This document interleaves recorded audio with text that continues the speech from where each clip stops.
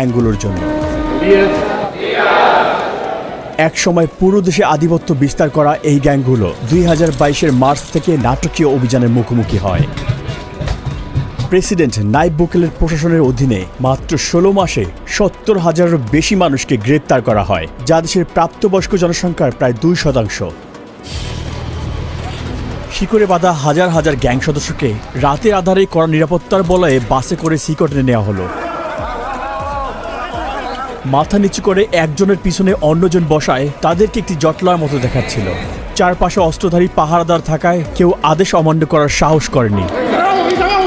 একদিনের মধ্যেই তাদের জীবন পুরোপুরি পাল্টে গিয়েছে। উত্তর যতই অস্বস্তিকর হোক না কেন, আমি তাকে তার করা সবচেয়ে ভয়ঙ্কর অপরাধগুলো নিয়ে প্রশ্ন করব। 10 মিনিট। 2022 সালে নির্মিত এই বিশাল কারাগারটি 8টি পৃথক মজুল নিয়ে গঠিত, যা 410 একর জমির উপর অবস্থিত। প্রতি জোড়া মজুল 2টি পৃথক 3 মিটার উচ্চ দেয়াল দ্বারা ঘেরা, যার মধ্যে রেজার ওয়ার দেয়া রয়েছে। 9 মিটার উঁচু বিশাল দেয়াল দিয়ে পুরো জায়গাটি ঘেরা, যার উপরে রয়েছে 3 মিটার উঁচু বৈদ্যুতিক তার, যেখানে 15,000 ভোল্ট বিদ্যুৎ বইছে। চারপাশের 19টি ওয়াচ টাওয়ারের মাধ্যমে কোনো কিছু নজর এড়ায় না। এই সম্পূর্ণ ব্যবস্থা শুধু পালানোর রাস্তাকে বন্ধ করে না, বরং পালানোর চিন্তাকেও মুছে দেয়। হ্যালো, আমাদের প্রেসিডেন্সি থেকে অনুমতি আছে। সৈন্যরা আমাদের থামিয়েছে। আশা করি এটাই আমাদের সর্বশেষ চেকপোস্ট। জ্যামারগুলো সিকটের 2 কিলোমিটার এলাকার সমস্ত সিগন্যালগুলো বন্ধ করে দিয়ে সমস্ত যোগাযোগ বিচ্ছিন্ন করেছে। এই এলাকাটি নিরাপত্তা দিতে 600-এরও বেশি সৈনিক এখানে কাজ করছে।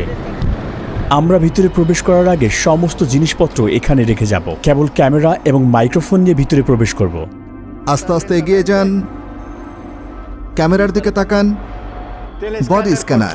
আমি বিয়ের আংটি রাখতে ভুলে গিয়েছি। আচ্ছা, সেটা ওখানে রাখতে হবে। এই উচ্চ ক্ষমতা সম্পন্ন এক্স-রে স্ক্যানারটিতে হাড় এমনকি শরীরের অঙ্গ প্রত্যঙ্গ দেখা যায়। এটি মূলত নতুন বন্দীদের স্ক্যান করতে ব্যবহার করা হয়, এটা নিশ্চিত করতে যে কেউ নিষিদ্ধ কোনো বস্তু বহন করেছে কিনা।